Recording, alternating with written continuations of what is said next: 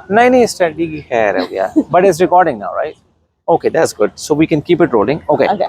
Um, hello, Dr. Rumi. How are you? Hi, Shazad. Good. Doing well. Fantastic. Thank you for doing this, number one, Oh, yeah, it's my pleasure. and finding the time to actually discuss this. So I was just introduced about your work, what you did for Karachi. Can you tell us briefly what you do here? Who are you and what you do here? Let's just start with that. Right. So we're here at New York University. So I'm a professor here in public health and biostatistics and also in computer science. And so I teach and I do research and I run a center for health data science. So we're concerned with how we can use data to augment the kind of efforts that are in public health and population health. Fantastic. So I heard that you've done something about some green things about Karachi. What was that? Yeah, so that was actually very much inspired by good friends and colleagues in Karachi, where with a lot of young people, a lot of young students as well, we were looking at the question of green spaces. So these are areas where we can go where there are greenery, all sorts, grass, parks, shrubbery, trees, different types. And the question of green spaces is known to be very important for our physical health. You can think that it enables us to enjoy spaces outside, to engage in physical activity. It's also good for our mental health, right? So we can have spaces to reflect. It's good for our spiritual health. Absolutely. Also. It's also good for the planet's health, right? There's a lot of carbon sequestration, so absorbing carbon from the air. Yeah. There's absorbing of extra water runoff during floods. So many reasons that green spaces are important for all of our health. Yeah, yeah. And so before we think about further types of movement in that space, we wanted to first get a picture of what's the greenery like, even neighborhood to neighborhood in Karachi. Right? Yeah. And so there's a lot of work trying to do this using data sources like some folks have used different bands from satellites, like how much in the green color spectrum or in the red color spectrum.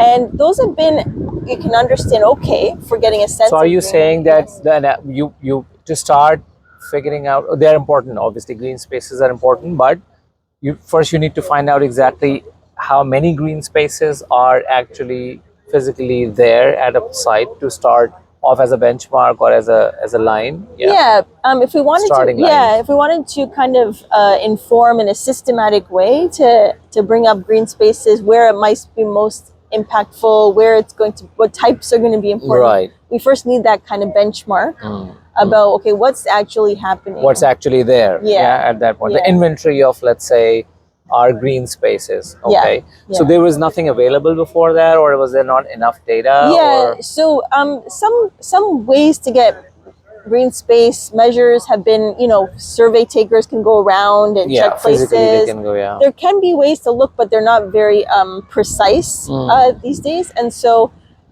what we wanted to do was kind of build on all of those and not just get a precise picture of the amount, but also the types, because you can imagine there's all the different types that we discussed.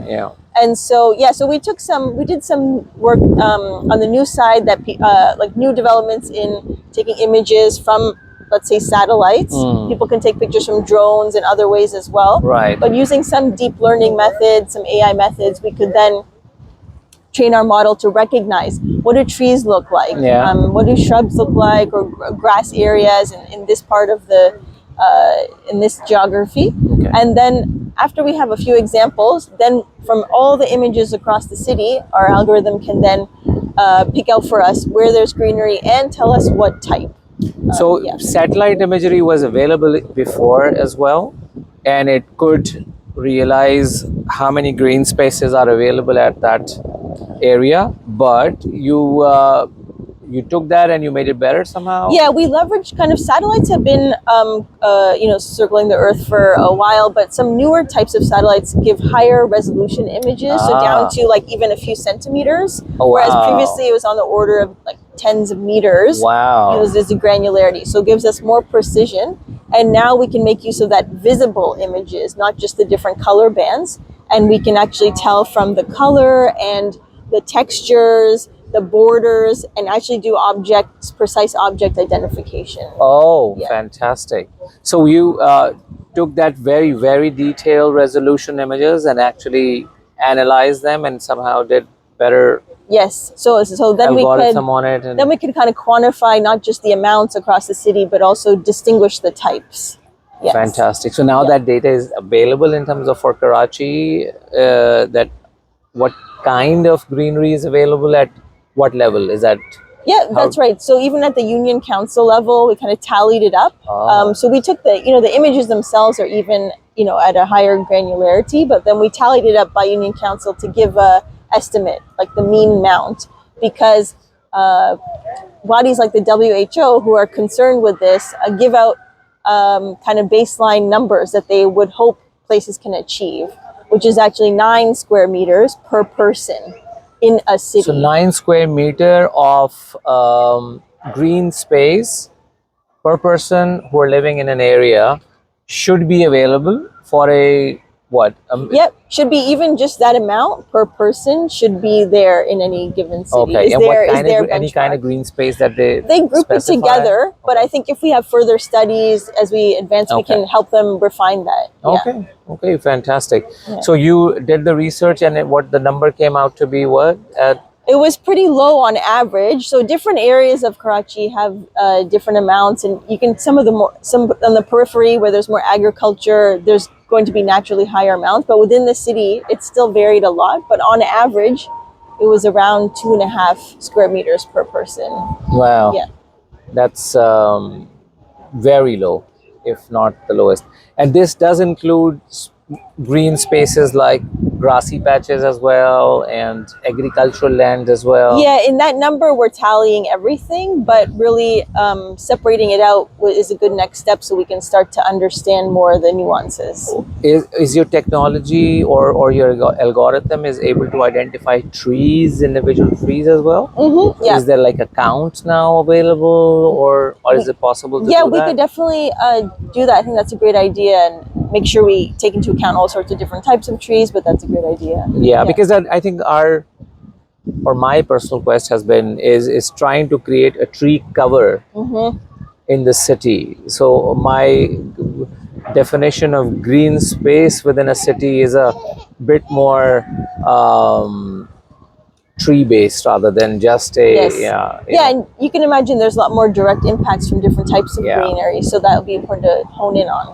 And especially agriculture. I mean, when we start including agriculture as a part of our numbers, it's because it comes and goes constantly, right? I mean, it's a crop happens, crop goes, and the benefits obviously is there that you get food and so on, so but the lasting impact what it's supposed to create for us is within changing the microclimate of the area or sustaining the climate area of the area is required mostly by trees. So you think you'd be able to eventually find that Yes, number? I think we should pursue that. Yes. Yeah, brilliant. Excellent. What did you get involved with Karachi? Why Karachi? Oh, my connection to Karachi goes way back. So my father spent most of his childhood there, and so there I've been connected to the city for many years, even work-wise through many of our projects in terms of the health data science academic world, and in terms of research, we've also done a lot of efforts that connect the data science world to questions in the public health space. Fantastic. So your data it has been correlated from, like, say, on-ground evaluation as well. Like if you found, let's say, this is the area, and do we do like a physical sampling as well of the area? Yes, I think that's also a needed next step as well, to see what does it actually look like on the ground when we have these kind of image-based numbers. Right. So that we can start creating a correlation between this analysis and then on the ground this will be reflected. That's right. Or not. Yeah. We can start to look at things like how the green space relates to, maybe land surface temperature, other kinds of climate impacts and health impacts. Fantastic. What's next? All right. So I think exactly some of these things we talked about, maybe refining our work on the algorithmic side, but also putting it into practice. So seeing what can this help us inform, and getting the right folks in terms of all of us in the community in different ways involved. Fantastic. Yeah. Thank you so much for your time. Yeah, my pleasure. Very kind of you, and thank you for your work. Oh,